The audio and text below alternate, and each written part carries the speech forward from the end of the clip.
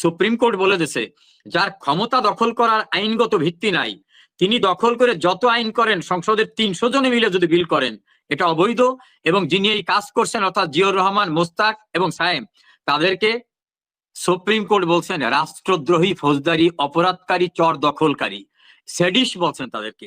কাজেই এই যে 3 তারিখে কি হবে, আচ্ছা 3 তারিখে ধরুন তারা একটা ডিক্লারেশন দেবে, এই ডিক্লারেশন দেওয়ার অথরিটি ওদের কে দিয়েছে? সংবিধান প্রণয়নের অথরিটি হবে জনগণ যদি ভোট দেয়। 70 সালে কিন্তু জনগণ ভোট দিয়েছিল, প্রাদেশিক পরিষদ এবং কেন্দ্রীয় পরিষদের ভোট দেয় এই অঞ্চলের যারা, তারা একত্রিত হয়ে গণপরিষদের মিটিং এর মধ্য থেকে সংবিধান পাশ করে তারা সেখানে একটা ডিক্লারেশন দিয়েছিল, যেটা আমাদের সংবিধানের প্রথম পাতাই আছে। তো এদেরকে ভোট দিয়েছে কে? এই বাচ্চা ছেলেদের কে ভোট দিয়েছে? এই দেশে 18 কোটি মানুষ বসবাস করে, কার ভোটে ওরা এই চার্টার ঘোষণা করতে পারতেছে? এই চার্টার ঘোষণা করার এখতিয়ার তাদের নাই। নাম্বার 2 হচ্ছে ইউনূসের ক্ষমতায় থাকার পূর্তি পালন। এটা ক্ষমতায় থাকার পূর্তি পালন শব্দটা প্রপার না, বলতে হবে ক্ষমতা দখলের পূর্তি পালন। কারণ আমাদের সংবিধানে কোনোভাবে অনির্বাচিত ব্যক্তিকে রাষ্ট্র ক্ষমতায় অধিষ্ঠিত হওয়ার কোনো সুযোগ নাই। যদি কেউ অধিষ্ঠিত হন তাহলে সংবিধানে যে বিধান নাই আপনি সেই বিধান করলে এটা হবে রাষ্ট্রদ্রোহিতা। তাহলে ওনার অবৈধ ক্ষমতা দখল উনি যেটা মেটিকুলাস ডিজাইনের মাধ্যমে করেছিলেন ওনার দেশীয় এবং বিদেশি ওস্তাদদের সাহায্যে, সেটা অবৈধ। এই জন্য 3 তারিখ, 5 তারিখ, 8 তারিখ কি হবে এটা আমার কাছে অস্পষ্ট। তবে কিছুই যে হবে না এটা আমি মনে করি। একটা বিষয় বলি, এরা প্রত্যেকেই তো মহান মহান ব্যক্তি হয়ে গেছেন। যেমন জামাত বলতেছে সব আমাদের তৈরি করা। জামাতের বড় অনুষ্ঠানে জামাতের প্রধান ডাক্তার শফিকুর রহমানকে বলা হলো জুলাই আগস্ট আন্দোলনের প্রকৃত মাস্টার মাইন্ড তিনি, উনি অস্বীকার করলেন না। আবার ডক্টর ইউনূস ক্লিন্টন ফাউন্ডেশনের অনুষ্ঠানে তথ্য সম্প্রচার উপদেষ্টা মাহফুজ আলমকে পরিচয় করে দিলেন যে ইনি হচ্ছে মাস্টার মাইন্ড। আবার ওই দেশে থাকা অবস্থা একটা টেলিভিশন চ্যানেলে ইন্টারভিউ দিয়ে এনসিপির প্রধান তিনি বললেন না না না এটার সঙ্গে আমরা একমত না, উনি মাস্টার মাইন্ড না। আবার খায়রুল কবির খোকন বিএনপির নেতা, সাংগঠনিক সম্পাদক, সাবেক ছাত্র নেতা, উনি বলছেন কিসের মাস্টার মাইন্ড? ওটা মাস্টার মাইন্ড তো তারেক রহমান, তার নির্দেশে সবকিছু হয়েছে মাস্টার মাইন্ড। আবার আর একজনে বললেন যে না না এরা কেউ মাস্টার মাইন্ড না, ওই যে ইনকলাব মঞ্চের প্রধান। মাস্টার মাইন্ড হচ্ছে আল্লাহ রাব্বুল আলামিন।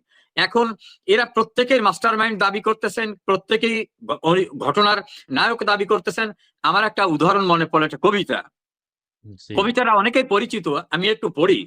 রথযাত্রা ধুমধাম, ভক্তরা লুটায়ে পায়ে করিছে প্রণাম, রথ ভাবে আমি দেব, পথ ভাবে আমি, মূর্তি ভাবে আমি দেব, হাসে অন্তর্যামী। অর্থাৎ রথযাত্রায় রাস্তার উপর থেকে রথের মূর্তি যাচ্ছে, এখন রথ ভাবে আমিই তো দেবতা, কারণ সবাই সে প্রণাম করতেছে। পথ ভাবতেছে আমার উপর থেকে রথযাত্রা যাচ্ছে, আমিই তো। রথ ভাবে আমি দেব, পথ ভাবে আমি, আর মূর্তি ভাবতেছে আমি দেবতা, আর অন্তর্যামী বলতেছে তোরা কেউ দেবতা না, দেবতা আমি। এই যে যারা 8 তারিখ, 5 তারিখ, 3 তারিখ করতেছে, এদের কারোই লিগাল কোনো ম্যান্ডেট নাই, এরা কেউ কিছুই না। এরা যত ঘোষণাই দিক না কেন কোনো লিগাল অথরিটি তাদের নাই, এই ঘোষণা দিয়ে তাদের নতুন কিছু সৃষ্টি করার কোনো সুযোগ নাই। আচ্ছা, এখন আমি বলি, এখন আপনি বলছেন কোনো সুযোগ নাই, কিন্তু তারা তো 1 বছর ক্ষমতায় থেকে গেছে এবং অনেক কিছুই পরিবর্তন ঘটাচ্ছে, এবং এই ক্ষেত্রে আওয়ামী লীগের কিছু করার নেই, দেখুন আপনাদের কিছু করার নেই। না, দেশের মানুষ কিন্তু কিছু কিছু লোকদের বিভ্রান্ত করছিল, যেন উমামা ফাতেমা তাদের বৈষম্য বিরোধীর মুখপাত্র, সে বলছে আমরা প্রতারিত হয়েছিলাম। নীলা ইসরাফিল বলছেন প্রতারিত হয়েছিলাম। আজকে চট্টগ্রামের এক নেত্রী বলছে প্রতারিত হয়েছিলাম। চিত্রনায়িকা বাঁধন তিনি বলছেন যে না, এরা যে দল করবে, এরা যে উপদেষ্টা হবে, এ কথা আমাদের বলা হয়নি। আবার ওই যে ইনকলাব মঞ্চের হাদি, সে বলছে যে তখন তো এই কথা ছিল না। এখন মানুষের বিভ্রান্তি কেটে গেছে, সবাই বুঝতে পারছে এটা। কাজে আমাদের অনেক সময় মনে হয়েছে যে ঠিক আছে, আমাদের সম্পর্কে অনেকের অনেক ভুল ধারণা আছে, অভিযোগ আছে, মানুষ দেখুক কি আরামায় সেরা দিতে পারছে। এখন দেশের মানুষ ফুঁসে উঠছে। যারা তীব্র আওয়ামী লীগ বিরোধী গণমাধ্যমে কথা বলেন, সিনিয়র সাংবাদিক জনাব এম এ আজিজ, সিনিয়র সাংবাদিক জনাব মাসুদ কামাল, সিনিয়র সাংবাদিক জনাব জিল্লুর রহমান, সিনিয়র সাংবাদিক মোস্তফা ফিরোজ থেকে শুরু করে যারা আওয়ামী লীগ বিরোধী কথা বলতেন, এমনকি মতিউর রহমান চৌধুরী মানব জমিনের, প্রথম আলোর এডিটর, ডেইলি স্টার এডিটর, এরা সবাই মিলে এখন বলতেছে এ কোথায় আসলাম, এ কি ছিল, এর চেয়ে তো হাসিনা অনেক গুণে ভালো ছিল। দেশের মানুষ এখন ফুঁসে উঠছে। ওই যে আগ্নেয়গিরির অগ্নি উদগীরণ হওয়ার মতো অবস্থা। আমাদের দলীয় ব্যানারে করা লাগবে না, সাধারণ মানুষ ফুটে উঠছে। যেটার দৃষ্টান্ত দেখা গেছে গোপালগঞ্জে, আমাদের কোনো নেতা পর্যন্ত ছিল না, সাধারণ মানুষ এমন ভাবে এড়িয়ে আসছে যে সেনাবাহিনীর কনভয়ের ভিতরে চোরের মতো ঢুকে পালিয়ে আত্মরক্ষা করতে হয়েছে এই কথিত জুলাই আন্দোলনের ব্যক্তিদের। সেখানে র্যাব, বিজিবি, পুলিশ, আর্মি দিয়েও কিছু হয় না, এখন কোথাও লোক আসে না। কাজে মানুষ কিন্তু আর মনে হয় তাদের সুযোগ দেবে না। আমার ধারণা পতনের একেবারে লাস্ট সীমানায়, খাদের কিনারে আসছে। আর আওয়ামী লীগের তো বাংলাদেশে 1/3 মানুষ নিরঙ্কুশ ভাবে আওয়ামী লীগ করে।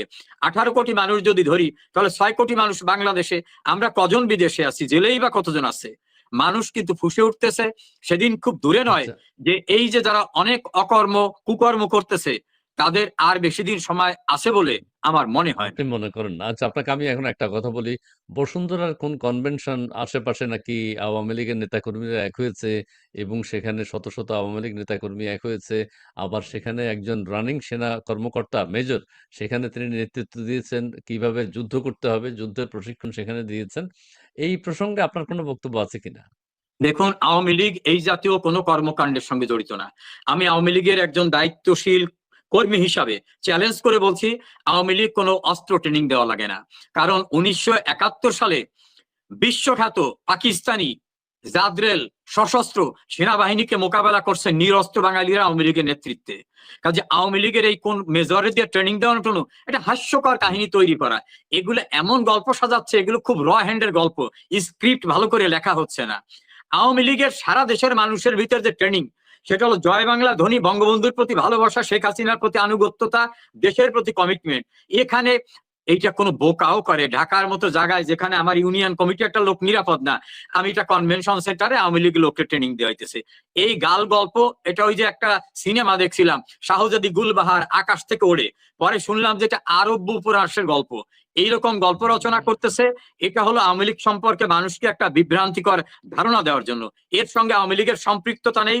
আওয়ামী লীগের কোনো নেতা কর্মী এই জাতীয় কোনো ট্রেনিং এ যাচ্ছে না। আমাদের ট্রেনিং আমাদের বিশ্বাস, আমাদের ট্রেনিং আমাদের ভালোবাসা। জি, জি, আরেকটা কথা বলি। আ কিছু, কিছু পত্রপত্রিকায় টুকটাক দেখেছি। পত্রপত্রিকা তো সেভাবে আসে না। সোশ্যাল মিডিয়ায় যেগুলো আলোচনা হচ্ছে যে, সারা বাংলাদেশ থেকে আওয়ামী লীগের নেতাকর্মী বা মন্ত্রী পর্যায়ে যাদেরকে গ্রেপ্তার করা হয়েছে, তাদেরকে ঢাকায় আনা হচ্ছে। কোন প্রকার কি এক ধরনের গুজব চতুর্দিকে ছড়াচ্ছে। এই বিষয়টা সম্পর্কে আসলে কতটুকু জানেন? কেন আনা হচ্ছে? আপনি কি আপনার কোন ধারণা আছে? বা কেন দেখুন, আনা আমার হয়েছে? কোনো ধারণা নাই, তবে অনুমানটা আছে। কারণ এই সেই দেশ যে দেশে বঙ্গবন্ধুর মতো মহান ব্যক্তিকে নির্মমভাবে হত্যা করা হয়, যিনি বঙ্গভবনে না থেকে ওই ধানমন্ডির অর্ডিনারি বাড়িতে থাকতেন। এই সেই দেশ যে দেশে স্বাধীন সার্বভৌম রাষ্ট্রে প্রকাশ্যে বিরোধী দলীয় নেত্রীকে হত্যার উদ্দেশ্যে গ্রেনেড নিক্ষেপ করে 23 জনকে মেরে ফেলে। এই সেই দেশ যেখানে একসঙ্গে 63টি জেলায় বোমা নিক্ষেপ করা হয়। এটা সেই দেশ যে খুনিদের জেলখানার থেকে শেখ হাসিনাকে সরিয়ে দেওয়ার পর নির্বিচারে ছেড়ে দেওয়া হচ্ছে। এই সেই দেশ যেখানে 75-এর 15 আগস্ট বঙ্গবন্ধুকে খুনের পরে 31শে ডিসেম্বর জেলখানার গেট খুলে দিয়ে সবাইকে বের করে দেওয়া হয়েছিল। এই সেই দেশ যেখানে 3রা নভেম্বর 1975-এ জেলখানায় জাতীয় নেতাদের হত্যা করা হয়েছিল। কাজী এদেশে এদের দ্বারা অবিশ্বাস্য কিছু না। হরকাতুল জিহাদের নেতাদের যখন মুক্তি দিয়ে দিতে পারে, তখন জেলের ভিতরে যে কোনো অজুহাতে আওয়ামী লীগের নেতৃবৃন্দকে খুন করে ফেলতে পারে, এটা অস্বাভাবিক না। তবে এই ঘটনায় যদি কেউ জড়িত হন, তাদের জন্য ওয়ার্নিং, পৃথিবীর কোনো জায়গায় গিয়ে রক্ষা পাবেন না তারা। তার মানে এই ধরনের কিছু ঘটনা ঘটতে যাচ্ছে এরকম কোন ঘটতেই পারে আশঙ্কা না, আছে? নট আনলাইকলি হতেই পারে। আচ্ছা, এখন আরেকটা কথা বলি। বাংলাদেশ ইউরোপ একটা মন্তব্য করেছেন তিনি যে, নাহিদ ইসলাম বলেছেন, "জুলাই সনদ অনুযায়ী আগামী নির্বাচন হবে।" এই যে বাংলাদেশ ইউরোপ, তিনি বলছেন, "ইসমাইল ভাই, জুলাই সনদের ভিত্তিতে আগামী নির্বাচন হতে হবে।" নাহিদ ইসলাম, "তাহলে সংবিধানের কি হবে?" সম রেজাউল করিম সাহেবকে জিজ্ঞাসা করেন, "এটা আইনটা কি?" আচ্ছা, এখন যে বলছে জুলাই সনদ অনুযায়ী আগামী নির্বাচন হতে হবে, আজকের পত্রিকায় দেখেছি। উনিও বলেছেন, "ভালো, ধন্যবাদ আপনাকে বাংলাদেশ ইউরোপ।" সেটি হচ্ছে, তাহলে এতদিন যে আলোচনা সমালোচনা ১১ মাস যাবৎ চলল, এগুলার কি হবে? আপনি একটু এই সম্পর্কে আইনি ব্যাখ্যা কি প্লিজ? ফলাফল তো কিছু বের হওয়ার কোনো সম্ভাবনা নাই। কারণ এই যারা ক্ষমতায় আছেন, ডক্টর ইউনূস, তারপর তার পরিষদ, সেনাবাহিনী প্রধান, র্যাব প্রধান, বিজিবি প্রধান, সচিবরা, পুলিশ প্রধান সবাই কিন্তু শপথ যাদের নিতে হয় তারা শপথ নেছেন যে বাংলাদেশের সংবিধানকে প্রোটেক্ট এবং প্রিজার্ভ করব, এই সংবিধানকে মানব। তো এই সংবিধানের ঊর্ধ্বে বাংলাদেশে কোনো আইন নাই। তো এই সংবিধানের বাইরে গিয়ে জুলাই প্রোক্লামেশন বলেন, অগস্ট প্রোক্লামেশন বলেন, আর সারা বছরের প্রোক্লামেশন বলেন, ডক্টর ইউনূস প্রোক্লামেশন বলেন, কোনোটাকে সুপারসিড করতে পারবে না লকে। আমাদের ল যেটা, এটাকে সুপারসিড করার কোনো সুযোগ নাই। ফলে ওই প্রোক্লামেশন অনুযায়ী ইলেকশন হবে এটা ভাবার কোনো কারণ নাই। ইলেকশন না দিয়েও তো অনেক অবৈধ দখল করে থাকেন না? জিয়াউর রহমান ক্ষমতায় এসে অবৈধ দখল করে হ্যাঁ না করছিলেন না? এরশাদ সাহেব এসে মার্শাল্লাহ জারি করেন নাই? মোস্তাক সাহেব থাকেন নাই? ক্ষমতায় থাকার চেষ্টা করতে পারেন যতক্ষণ অস্ত্র হাতে আছে, কিন্তু এটা যে অনন্তকাল থাকা যায় না এটা প্রমাণিত সত্য।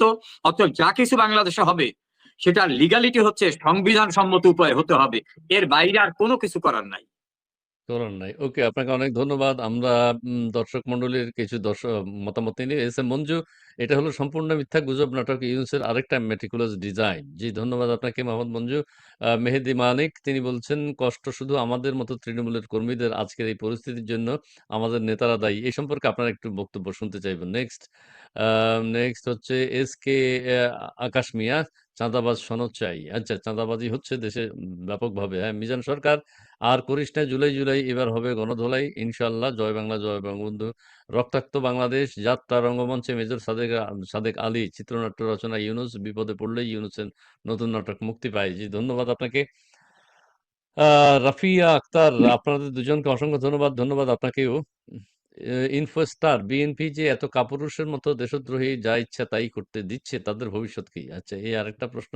আচ্ছা, আর আপনাদের মতো 70-80% সমর্থন, আপনাদের তো 70-80% সমর্থন, তো তোরা বোরা পাহাড়ের গুহায় লুকাইয়া থাকা, কথা না বলে দেশে আসেন। আচ্ছা মুন্না, তুমি কমেন্টস গুলো দেখাতে থাকো। গুজব ছড়িয়ে ইউনূস ঠিক থাকতে চাইছে। জি, নাইম এন্টারটেইনমেন্ট। একটা প্রশ্ন, সেটা হচ্ছে তৃণমূলের ব্যাপারে আপনাদের কোনো উদ্যোগ নাকি খুব কম, যেভাবে হওয়ার কথা ছিল তার চেয়ে নাকি অনেক কম। দ্বিতীয় কথা হচ্ছে, বিএনপি কি ভুল করছে কিনা, ওই ধরনের একটা প্রশ্ন আসছে। আরেকটি হচ্ছে, 70-80% যদি আপনাদের সমর্থক হয়, আপনারা মাঠে আসছেন না কেন? জি প্লিজ। দেখুন, আমাদের দেশের যে বিপুল পরিমাণ মানুষের সমর্থন আছে, সেই সমর্থনটা মানুষের ভালোবাসা। এই জায়গায় আমাদের যেভাবে নির্মম ভাবে যেখানে পায় মবের মাধ্যমে মেরে ফেলা হয়, 245 জন 75 জন মানুষকে রাস্তাঘাটে পিটিয়ে মারা হয়েছে এবং এর কোনো বিচার হবে না। বিপুল পরিমাণ পুলিশকে মেরে ফেলা হয়েছে, এর কোনো বিচার হবে না। আপনারা কি চান যে আমাদের মবের ভিতর ধরে মেরে ফেলুক? আমাদের দেশে তো কোনো এখন আইন নাই, কোনো প্রশাসন নাই। কোর্টে যাব, কোর্টের ভিতরে সাবেক আইনমন্ত্রীকে, সাবেক তথ্যমন্ত্রীকে কোর্টের ভিতরে মারতেছে। লয়ার এনগেজ করবো, লয়ারকে জেলে নিয়ে যাচ্ছে। এই অবস্থায় দেশের ভিতরে আমরা কিভাবে কাজ করব? তবে আমরা সুসংগঠিত হচ্ছি, করব। দ্বিতীয় হচ্ছে, আমাদের তৃণমূলের কর্মীদের বলবো, এটা একটি ষড়যন্ত্রের শিকার আমরা সবাই, তৃণমূলের কর্মীরা সহ আমরা সবাই। বঙ্গবন্ধু ভবনকে উড়িয়ে দেওয়া, গুড়িয়ে দেওয়া, এর চেয়ে ক্ষতি বাঙালি জাতির ইতিহাস আর কিছু নাই। বঙ্গবন্ধু কন্যার স্বামীর বাড়ি সুধাসদন, সেটাকে লুট করে গুড়িয়ে দেওয়া হয়েছে। আমার ভাইদের বাড়িঘর লুটপাট করে পেট্রোল দিয়ে পুড়িয়ে দেওয়া হয়েছে, গাছের পাতাটা পর্যন্ত নাই। কাজী যারা আমরা আওয়ামী লীগ করি, তাদের উপর প্রতিশোধ, 71-এর পরাজয়ের প্রতিশোধ নেওয়া হচ্ছে এগুলি। কাজে একটু ধৈর্য ধরে অপেক্ষা করেন, অন্ধকার চিরস্থায়ী না। আমরা সবাই বিপদাপন্ন, এই বিপদ ইনশাআল্লাহ কেটে যাবে। অন্ধকার চিরস্থায়ী না, এই বিপদ ইনশাল্লাহ কেটে যাবে। আমি সূর্য ইসমাইল ভাই স্যারের কাছে প্রশ্ন, আওয়ামী লীগের ভবিষ্যৎ পরিকল্পনা কি? কিছুটা তিনি বলেছেন এই বিপদ কেটে যাবে। সবাইকে ঐক্যবদ্ধ থাকতে হবে, প্রথম কথা হচ্ছে সেটি। জি, আবু নাসের, বিনা ভোটের মন্ত্রীরা কি লজ্জা হবে? একটু লজ্জা হবে না এই রাতের ভোটের মন্ত্রী? ধন্যবাদ আপনাকে। মোহাম্মদ নুর আলম তালুকদার, আওয়ামী লীগ এর কি করণীয় কি? আওয়ামী লীগের করণীয় কি? ঐক্যবদ্ধ। আলমাস সরকার, সাকিব, কিশোর গ্যাংরা কখনোই সংবিধান বাতিল করতে পারবে না। ধন্যবাদ আপনাকে। আর ঠিক আছে। আমরা দর্শক মণ্ডলী, আপনারা অনেকে যুক্ত হয়েছেন। আমরা সবগুলো কমেন্টস পড়তে পারিনি। তবে আমরা দেখানোর চেষ্টা করছি। মুন্না, এর পরের কমেন্টস, অনেকে আবার অনেক বেশ বিষাক্ত কমেন্টস করেন, যেগুলো পড়া যায় না, বাংলা ডিকশনারিতে নাই, বাংলার অভিধানে নাই। সেগুলো একটু সমস্যা। সশস্ত্র সংগ্রামের বিকল্প কি? আচ্ছা, কি বিকল্প? হ্যাঁ, সঞ্জয় তালুকদার, এই হাসনাত কইছিল না, কইছে দেখা না দিলে বন্ধু কথা কইও না। সেদিন তো গোপালগঞ্জে দেখা দিছিল, পালাইলি কেন? আচ্ছা, এরা পালাইছে কেন সেটা তো আমরা জানি না। তারা সেনাবাহিনীর অধীনে পালিয়েছে। এই মুহূর্তে শেখ হাসিনা সরকার বারবার দরকার। মাননীয় জি, ইসলাম, দেশের মানুষ প্রচন্ড মানসিক অশান্তিতে আছে। এই দেশের মানুষ প্রচন্ড মানসিক অশান্তিতে আছে। এটা সত্য। দেশের প্রত্যেকটা মানুষ কিন্তু এই বাংলাদেশে প্রতি সেকেন্ডে, প্রতি মুহূর্তে মানে ৫ মিনিট ১০ মিনিট পরপর নতুন ঘটনা ঘটছে। সেইসব ঘটনা নিয়ে মানুষ উদ্বিগ্ন, নিশ্চিন্তে ঘুমাতে পারছে না, পড়ালেখা নিয়ে চিন্তা করতে পারছে না, ভালো কাজের কোনো চিন্তা করতে পারছে না, অফিসে যেতে পারছে না। যাচ্ছে, মনে কিন্তু নানান ধরনের চিন্তা, কি হবে, কি হচ্ছে? বাংলাদেশের রাস্তায় বের হলে তারা নিরাপদ কিনা? এই টোটাল বিষয়টা নিয়ে একটু কনক্লুশন আপনার কাছে শুনতে চাই। এই যে একটা উদ্ভূত পরিস্থিতির মধ্যে মানুষ আছে, যেই পরিস্থিতি কারো কাঙ্ক্ষিত ছিল না, সেই পরিস্থিতির মধ্যে মানুষকে বসবাস করতে হচ্ছে। আপনার কনক্লুডিং ডায়ালগ একটু শুনতে চাই, তারপর আমরা দেখুন শেষ করে দিব। দেখুন একজন আপনার দর্শক শ্রোতা বলছেন যে বিনা ভোটের এমপিরা, আমি তাকে একটু মনে করিয়ে দিই যে কনস্টিটিউশনাল প্রসেসে নির্বাচন হয়েছে, সেই নির্বাচনকে একসেপ্ট করি পার্লামেন্টে বিএনপিও গেছে, জাসদ গেছে, ওয়ার্কার্স পার্টি গেছে, গণফোরাম গেছে, অর্থাৎ ডক্টর কামালের নেতৃত্বাধীন যে জোট ছিল সেই জোটের নেতারাও গেছে। কাজে বিনা ভোটের এমপি এই কথা বলা ঠিক না। তাদেরকে একটু মনে করিয়ে দিই যে বিচারপতি রৌফ প্রধান নির্বাচন কমিশনার থাকা অবস্থায় মাগুরা কেলেঙ্কারির মতো জঘন্যতম ঘটনা ঘটেছিল। মোসাদ্দেক আলী ফালুকে ঢাকায় নির্বাচিত করার জন্য বাইরে থেকে ট্রাক ভর্তি লোক আনা হয়েছিল। কোন লোক ভোট না দেওয়া সত্ত্বেও 96 সালের 15 ফেব্রুয়ারি নির্বাচন হয়েছিল। জিয়াউর রহমান ভোট ছাড়া ক্ষমতায় এসে 102% ভোট নিজেকে কাস্ট করে নিজেকেই নিজে প্রেসিডেন্ট ঘোষণা করেছিলেন। এবং জেনারেল জিয়াউর এরশাদও ক্ষমতায় এসে একই ঘটনা ঘটিয়েছিলেন। আওয়ামী লীগ কিন্তু কোনোদিন সামরিক শাসন জারি করে ক্ষমতায় আসেনি, অবৈধ উপায়ে ক্যান্টনমেন্টের ভিতর থেকে ক্ষমতায় আসেনি।